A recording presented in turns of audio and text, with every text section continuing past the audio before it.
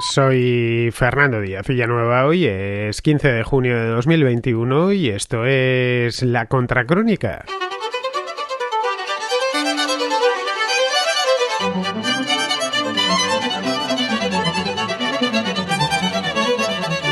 El repunte de la economía estadounidense tras la pandemia ha provocado el mayor incremento de la inflación en los últimos 13 años, desde agosto del año 2008, cuando subió en aquel momento hasta el 5,4%.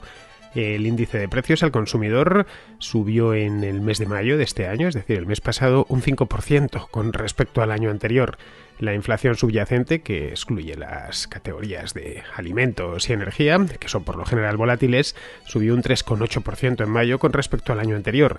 Este es el mayor aumento desde junio de 1992.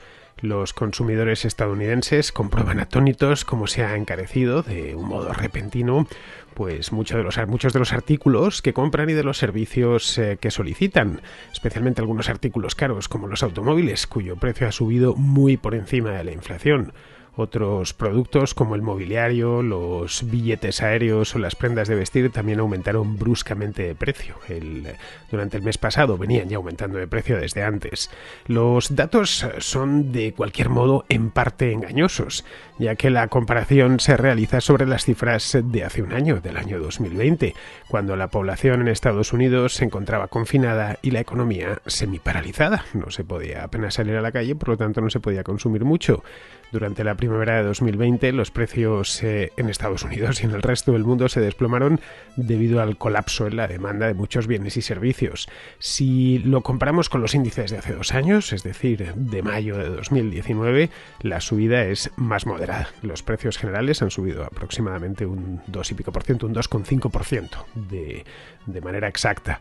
Este repunte inflacionario llega en un momento en el que el mercado laboral se está recuperando en Estados Unidos a muchísima velocidad y las acciones de bolsa pues vuelven a estar por las nubes. Antes de eso, la exitosa campaña de vacunación, a día de hoy más de la mitad de la población en Estados Unidos tiene ya la primera dosis, y los sucesivos programas federales de subsidios, de ayudas, han posibilitado que el país reabra por completo y que la demanda y por supuesto el gasto pues se disparen. Resumiendo, que el repunte de los precios refleja la fuerte demanda de los consumidores, que está siendo hoy por hoy el principal motor del resurgir económico.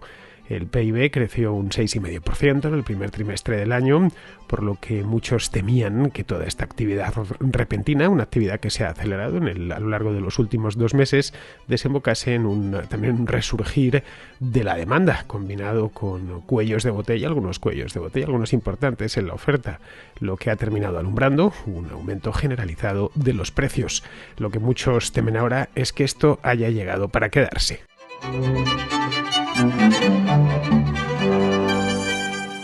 La inflación ya está en Estados Unidos. Hace un par de meses lo comentaba aquí, allá por el mes de abril, decía que estaban todos asustados porque pintaban las cosas muy mal desde el punto de vista inflacionario, y ahora ya se puede confirmar después de los últimos datos, los del mes de mayo, ya os he dicho, un 5% interanual.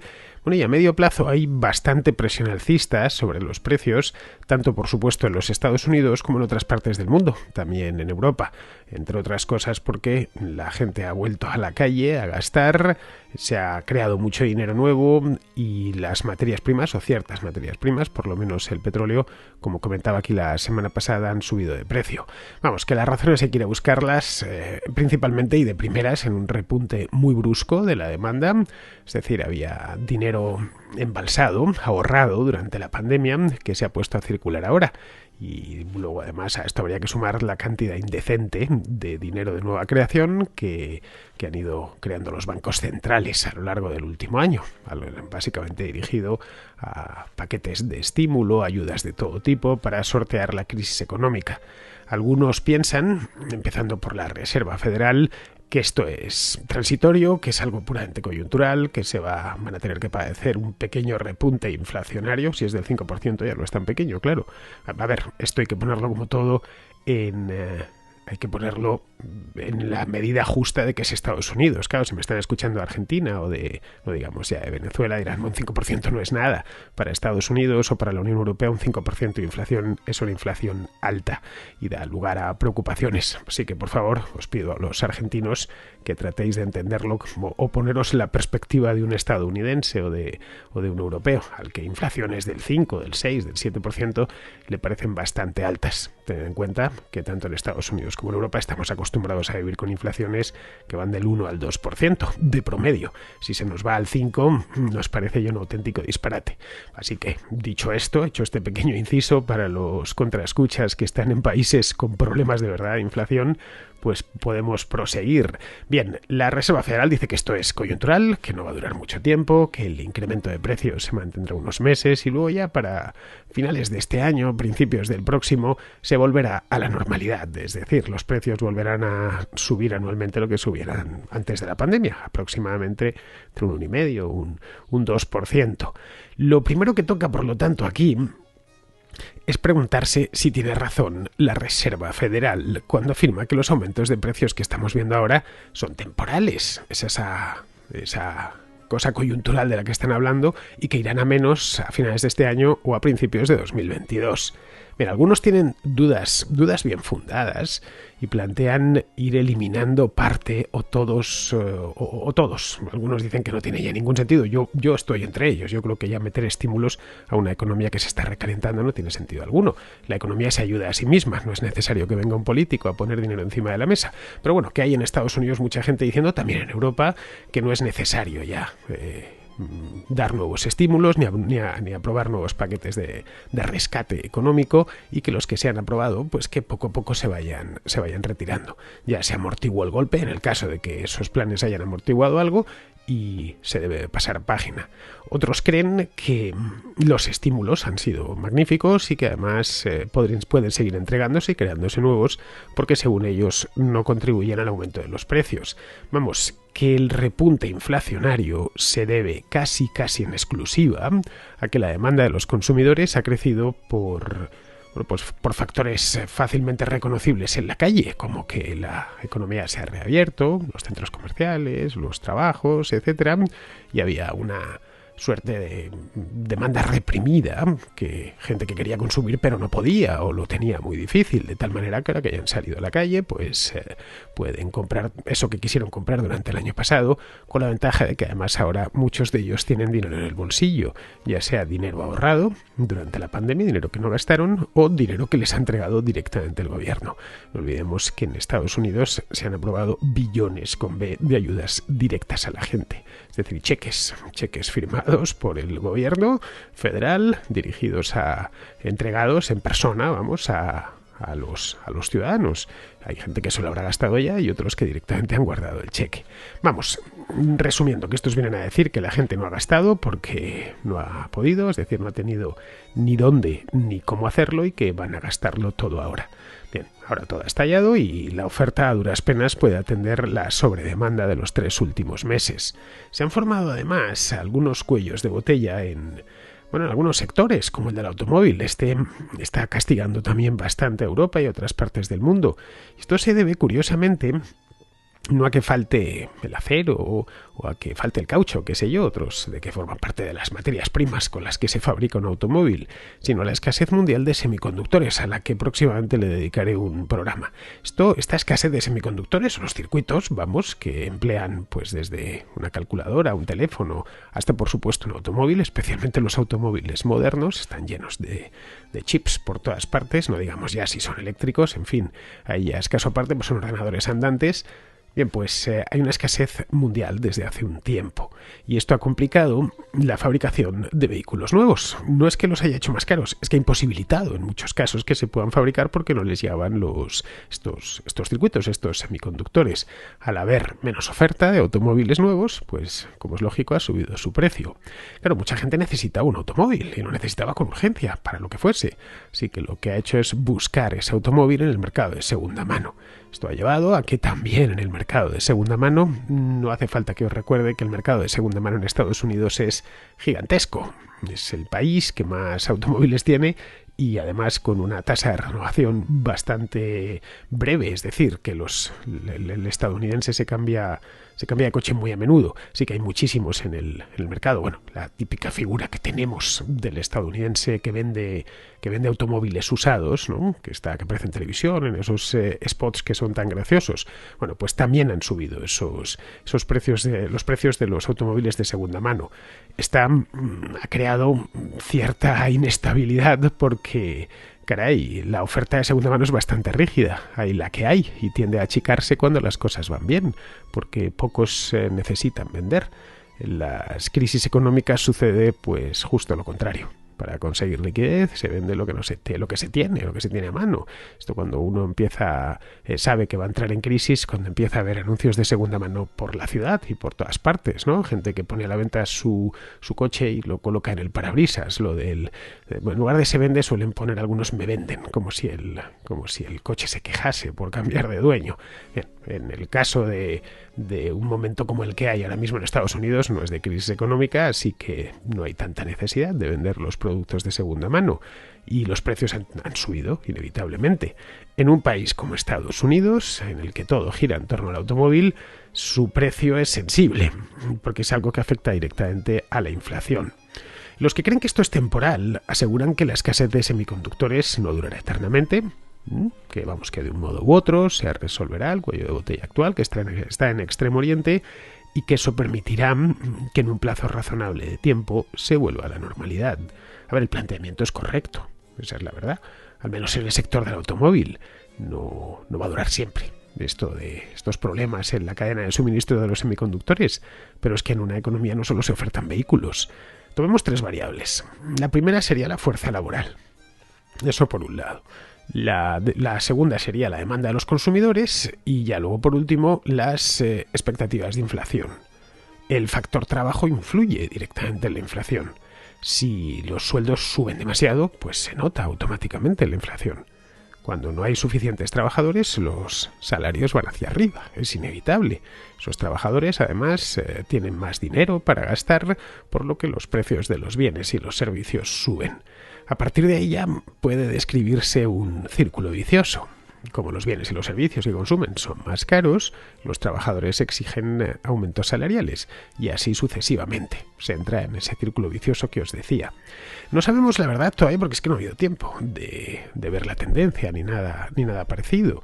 No sabemos hasta qué punto los salarios están subiendo en Estados Unidos, pero sí se sabe que hay un número muy alto de ofertas de empleo. Cualquiera que me esté escuchando desde Nueva York o Miami o Los Ángeles o Chicago, cualquier ciudad estadounidense lo sabrá en su día a día porque verá que se buscan empleados en todas partes, ¿no? A pie de calle. Claro, que sobra el trabajo, vamos, en una palabra.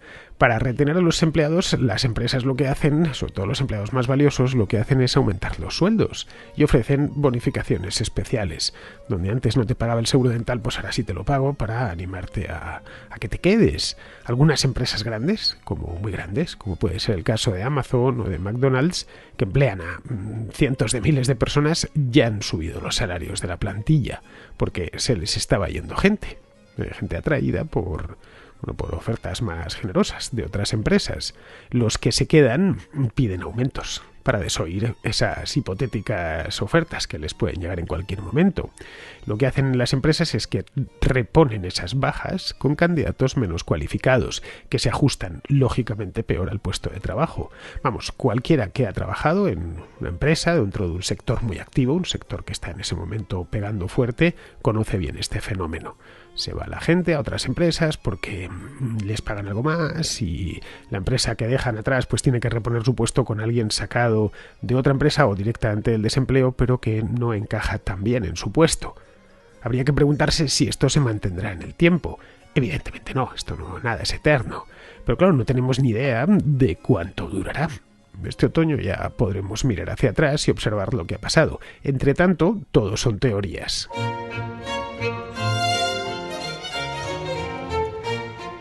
Respecto a la demanda de productos y de servicios, muchos consumidores salen de la pandemia con la cuenta corriente en el banco a rebosar Y claro, según se han abierto los centros comerciales, los restaurantes, los parques temáticos, las actividades de ocio, los aviones, los hoteles, etcétera, pues se han puesto a gastar como posesos, porque además tenía muchas ganas, porque llevan en algunos casos encerrados en su casa o en las cercanías de su casa desde hace meses o desde hace un año. Bien, aquí hay que preguntarse qué va a pasar a partir de ahora. Sabemos lo que está pasando, pues lo tenemos delante de nuestras narices, pero no tenemos ni idea de lo que va a pasar a partir de ahora.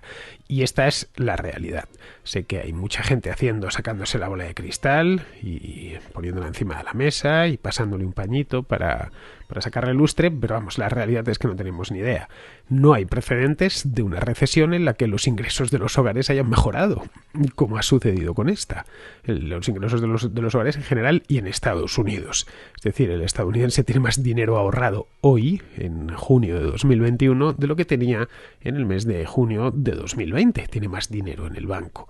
Así que esto no era lo normal. Lo normal en las crisis era que un año después de empezada la crisis estuvieses en una situación peor y tu cuenta de resultados, iba a decir, tu cuenta corriente se hubiese visto resentida. Así que yo creo que hay que ser escéptico al predecir lo que sucederá a continuación, porque nos encontramos en una situación un tanto anómala. Una posibilidad es que los hogares gasten parte de sus ahorros, pero parte de sus ahorros por aquello de darse un capricho o, bueno, el verano, el buen tiempo invita a disfrutar de la vida, pero que eso no les arruine, es decir, que sigan ahorrando más de lo que habían ahorrado hasta el momento por si la cosa empeorase. Por si viniese, qué sé yo, otra pandemia o después de esto hubiese una crisis económica, en fin, que mucha gente se dé una alegría puntual y que después vuelva a su vida anterior, es decir, a ahorrar, que es por lo demás siempre lo recomendable. Luego además hace que los precios altos tienen un efecto que es disuasivo de consumir. Esto lo sabemos cualquiera de nosotros. Los precios altos hacen que mucha gente se lo piense dos veces antes de gastar el dinero. En ese caso, y el aumento actual de la demanda se desvanecería y desaparecería por sí solo. Pero claro, todo esto que digo no deja de ser una hipótesis. Otra posibilidad es que los consumidores se convenzan de que esto es una reedición, como vienen diciendo desde hace meses, algunos, de que esto es los locos años 20 del siglo pasado reeditados y aumentados, y que quieran divertirse gastándolo todo, o al menos todo lo que tienen ahorrado, y además luego se pongan a pedir dinero prestado. Bien, sumémosle a eso los aumentos salariales y bien, habrá aún más dinero todavía para gastar. Si esto sucede, y es lo que muchos temen que suceda, la demanda podría mantenerse alta durante mucho más tiempo, bueno, hasta que se acaben las reservas, ¿no? Y el crédito, manteniendo la presión sobre la oferta y sobre los salarios. Se crearían, por lo tanto, las condiciones perfectas para un recalentamiento económico, con inflación continua y que precios crecientes, a menos, claro, que la productividad mejore así de un día para otro por arte de Birli-Birloque, o que la fuerza laboral se expanda de manera significativa. Pero de nuevo, una vez más, estamos ante una simple hipótesis. Lo que no es una hipótesis es el aumento del 5% anual en mayo de este año, del interanual, de la inflación, que es el mayor aumento, como os he dicho antes, desde agosto de 2008. Cuando, por cierto, el precio del petróleo era de $140 el barril, o se aproximaba a $140 el barril. Ahora mismo, aunque el petróleo está subiendo, pues no ronda 140, sino la mitad, en torno a unos $70 más o menos.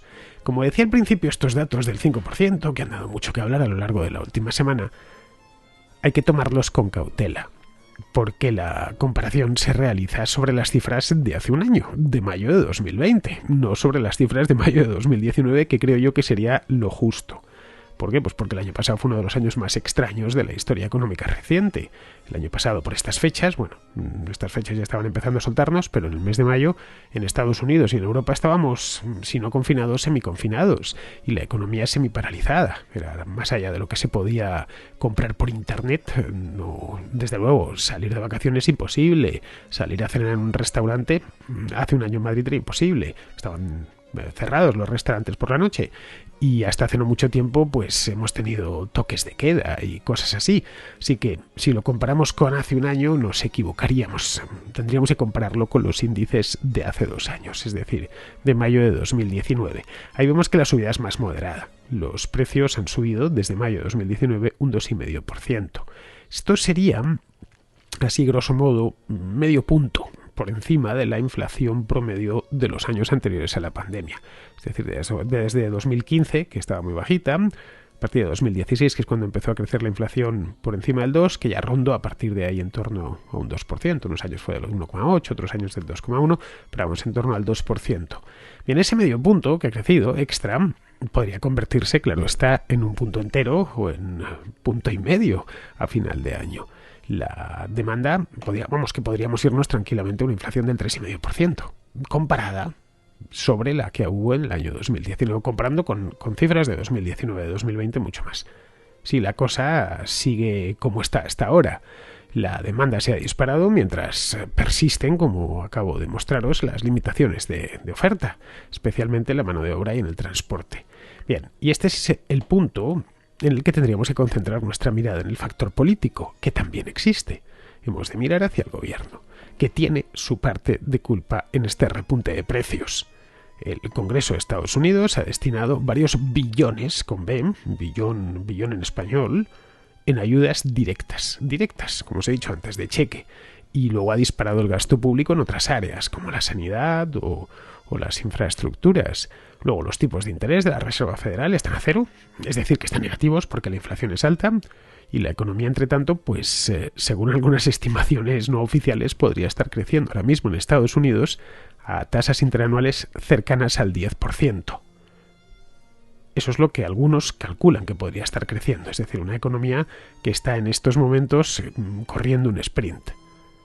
La tasa de ahorro privada también es muy alta, como os decía antes, en abril era el 15%, es decir, el doble de lo que antes de la pandemia. Los tipos de interés de las hipotecas también están muy bajos. Bueno, esto permite, entre otras cosas, a los propietarios pagar menos cada mes por su hipoteca y gastar más en otras cosas. El bono de desempleo que dio el Congreso son $300 al mes, y otros subsidios de asistencia social que han sido entregados y están siendo entregados a fondo perdido. Esto es lo único que han conseguido es retirar trabajadores del mercado laboral, contribuyendo de este modo a que escaseen los trabajadores y eso agrava la escasez de oferta.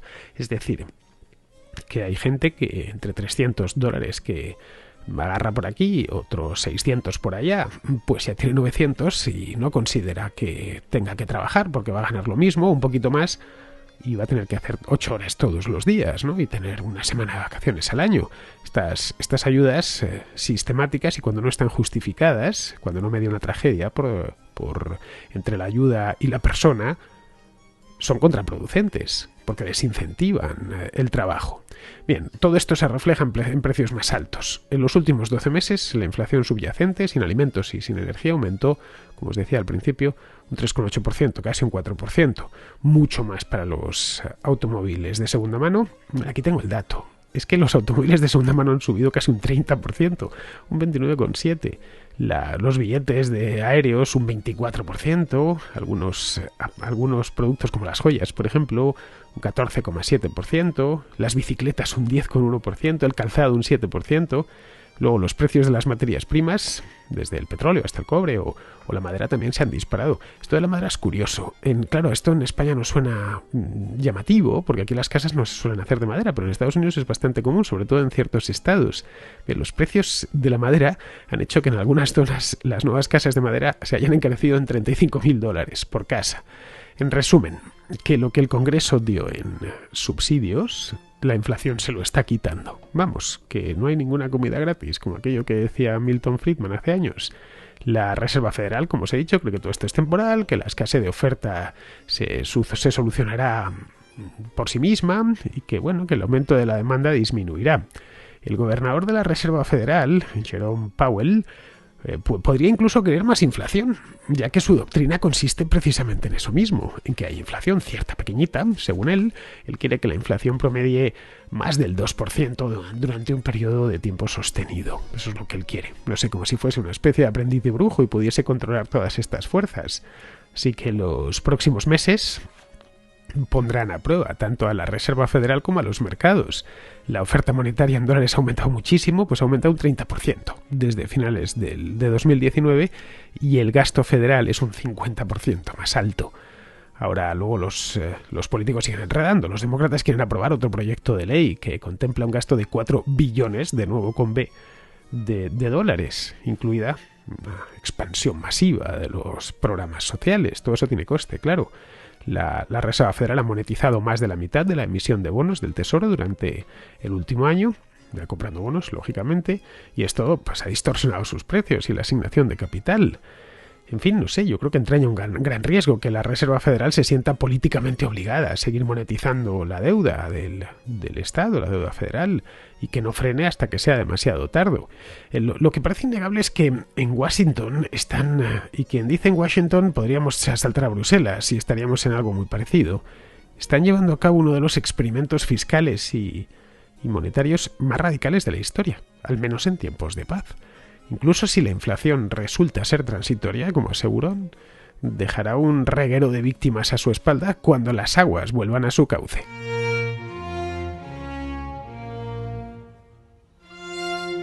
Vamos con la contrarréplica. Empezamos con Israel, que nos da dos apuntes sobre el programa de ayer que hicimos Benito Arruñadillo sobre la selectividad y las universidades. Y me gustaría hacer un par de apuntes al programa sobre la selectividad.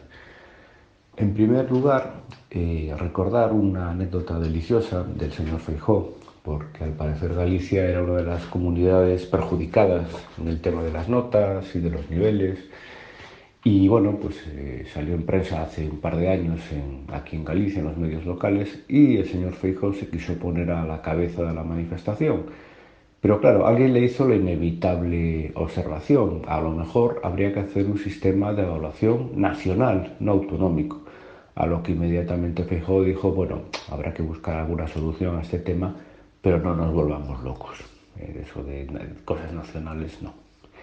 Y en segundo lugar, pues a esa leyenda urbana que comentaba tu invitado de que, bueno, los centros privados y concertados a lo mejor se es más blando con las notas. Bueno, yo también me sé otra leyenda urbana, y es que a la hora de corregir, los correctores, que son profesores del sistema público, son más cariñosos con los alumnos que provienen de la enseñanza pública que aquellos alumnos que vienen de la enseñanza concertada y privada. Digo, ya puestos a recordar leyendas urbanas, ¿qué hay más? Venga, un saludo. Pues sí, Israel, a ver, si tienes un sistema de evaluación a escala regional, como es el caso, esos estudiantes solo podrían, o deberían por lo menos, optar a universidades dentro de su región. Y si quieren cambiarla o estudiar en otra, deberían pasar por el filtro de esa otra región. Lo que no tiene sentido es un sistema de universidades único, pero luego 17 exámenes distintos de acceso, que es lo que sucede ahora mismo. Otra opción, más válida creo yo, es que cada universidad hiciese su propio examen de acceso. ¿Quiere usted estudiar en Granada, o en Santiago, o en Alcalá de Henares, o en la Pompeu Fabra de Barcelona? Pues nada, hace usted los exámenes de acceso a esa universidad y si lo supera, pues adelante. Bueno, yo iría incluso algo más lejos, que cada facultad tenga su propio examen de acceso. ¿Quiere estudiar en arquitectura en la Politécnica de Barcelona o medicina en la Autónoma de Madrid? Nada, se informa de los requisitos, se inscribe y se presenta usted a las pruebas de acceso. Hay tantas plazas y en función de los aspirantes que haya, pues la nota será más o menos alta. El problema ahí es que habría muchas universidades y muchas facultades sin apenas demanda, y mucho político se quedaría sin su juguete y sin su clientela que tiene adosada en el juguete. Como decía ayer, España se ha llenado de universidades en los últimos 40 años y claro, el número de estudiantes ha ido a menos por cuestiones demográficas. La intersección entre ambos fenómenos pues está parte de la crisis actual. Bien, vamos ahora con Marcos, que es colombiano pero vive en Suiza. Bien, pues Marcos también ha escuchado el programa de ayer y le ha sorprendido el sistema que tenemos en España. Acabo de escuchar con mucho interés el programa que hiciste sobre la brecha en selectividad entre las diferentes comunidades autónomas españolas y quedé bastante sorprendido de saber que así funciona el sistema español. Hace unos años estuve trabajando para una consultora de educación que trabajaba con Big Data de este tipo de casos en América Latina y que intentaba encontrar predictores para saber cuáles eran las mejores estrategias para que los institutos y los ministerios de educación mejoraran en las pruebas de, si quieres, selectividad de cada uno de estos países. En Colombia, por ejemplo, se llaman las pruebas Saber y quedé muy sorprendido de enterarme que en España no existe un examen único para todas las comunidades autónomas y que sin embargo, a pesar de eso, eh, las universidades utilizan exámenes distintos para tener su nota de corte. No me parece que haya que ser un experto, a pesar que la persona que fue a tu programa era claramente un experto, pero no creo que haya que ser un experto para ver lo que es problemático en esto. Eh, es evidente que un sistema de diferentes exámenes por comunidades autónomas eh, va a resultar problemático a mediano plazo. Entonces solo me surge una pregunta, ignorando completamente las dinámicas internas españolas en este caso, y es ¿por qué? Eh, ¿Por qué mantener este sistema? Se me ocurre que alguien, no sé quién, tiene un interés, no sé cuál, en que existan exámenes de selectividad diferentes para cada comunidad. Puedo pensar que, claro, una comunidad que tiene los exámenes de selectividad blandos tiene un interés en mantener los sistemas, los exámenes blandos para que más alumnos de su autonomía vayan a las mejores universidades. Pero esto está contrapuesto a los intereses de las comunidades autónomas con exámenes más duros. Eh, y, y no creo yo, como dices en tu programa, si Baleares es una comunidad con exámenes blandos en teoría y Castilla y León una comunidad con exámenes más duros, no creo yo que Baleares tenga más poder político para mantener este sistema. Entonces, no sé, quedé muy sorprendido y me resulta evidente que hay algo que ignoro. Y quería solo preguntarte eso. ¿Quién está interesado en mantener un sistema que a todas luces es problemático? No sé, lo pregunto desde la completa ignorancia de las sutilezas que puede haber en el medio. Bueno, un abrazo y muchas gracias. Pues sí, Marcos, es simplemente absurdo. Un sistema único de universidades, como le decía antes a Israel, no puede tener 17 pruebas de acceso diferentes. La razón es, te preguntas, claro, no eres español y por lo tanto pues no entiendes esos pequeños matices que los que estamos dentro sí los entendemos. La razón hay que buscarla en que aquí nos gusta la descentralización, pero sin llevarla nunca a sus últimas consecuencias. Esto es me sucede lo mismo que con los impuestos. A todos los políticos regionales les gusta gastar el presupuesto, la totalidad a ser posible, pero con contadas excepciones no quieren recaudarlo, básicamente porque saben que recaudarían mucho menos de lo que pueden obtener mediante una hacienda común. Pues en esto de las universidades pasa algo parecido. Luego además lo que hacen es crear una gran burocracia para matricularse en universidades que no son de tu comunidad autónoma. Como he dicho antes, con lo fácil que sería un examen por centro o por facultad. Eso daría además, lo comentaba ayer Benito, mucha información muy útil sobre cuántas universidades hacen falta y qué tipos de estudios hay que ofertar. Es decir, ganarían, introduciendo algunos mecanismos de mercado, ganaría en eficiencia todo el sistema universitario.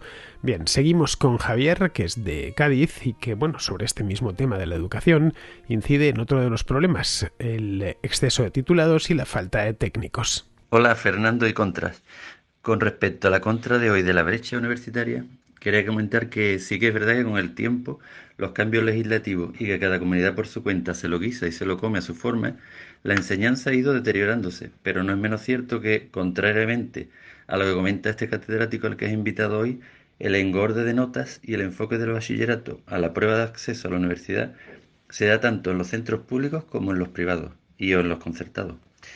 Ahora, lo que sí es verdad y evidente es que el enfoque que se da a día de hoy de que la mayoría de chicos estudian carreras debería de cambiar, pues generalmente en las empresas suele haber más plazas de operarios que de licenciados. El inconveniente, por lo menos en España, es la escasez de tejido industrial y máxime cuando se ha relegado en su mayor parte al sector turístico. Pues nada, seguir como lo estás haciendo, Fernando. Muchos saludos y ánimos a todos. Pues sí, Javier, así es. Ayer no nos dio tiempo apenas a tratar este tema porque fue al final ya del programa, Pero vamos, como bien sabrás, la formación universitaria se endiosó en España, era cosa de medio siglo, allá por los años 60-70. Tener un título universitario era en aquel entonces lo más que se le podía dejar a un hijo, porque se venía de una época en la que había muy pocos titulados en España, en la que un abogado, un ingeniero, un médico, pues eran personas casi especiales, encontrar un titulado en una familia, y por lo tanto pues los títulos superiores valían mucho. Así que a partir de los años 60 la universidad se llenó, ya en los años 60-70, y empezó la Universidad Española a graduar a cientos de miles de estudiantes cada año, que veían además cómo su título valía cada vez menos. Entre tanto, la formación universitaria arrastraba el estigma de que eso era para los que no valían, era para los perdedores, vamos. Y no es así en absoluto. Por cada médico que demanda el mercado, demanda ese mismo mercado decenas de enfermeras, de camilleros, etc. Por cada ingeniero demanda decenas de técnicos.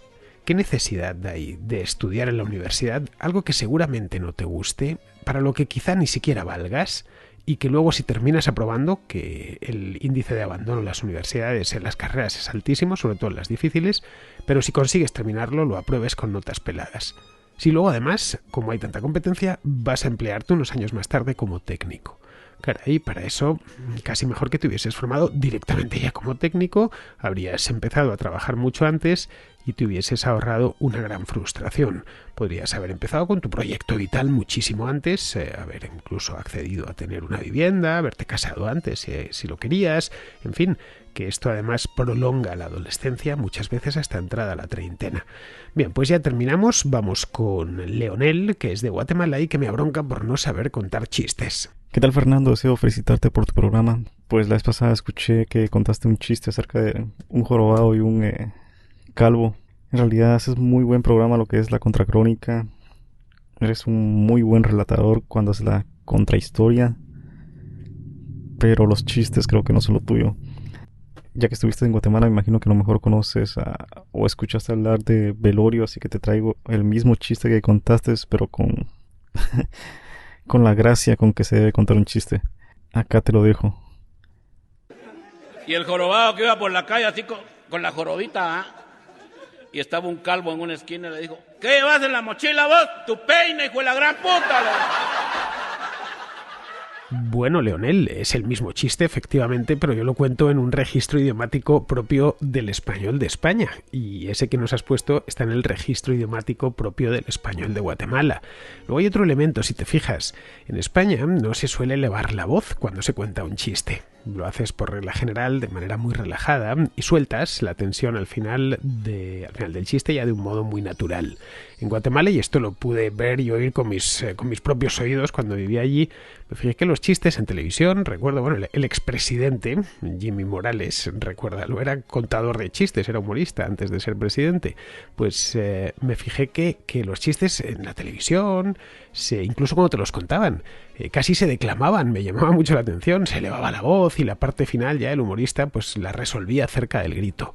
Vamos, que no en todas partes se cuentan los chistes igual, aunque estén contados en el mismo idioma.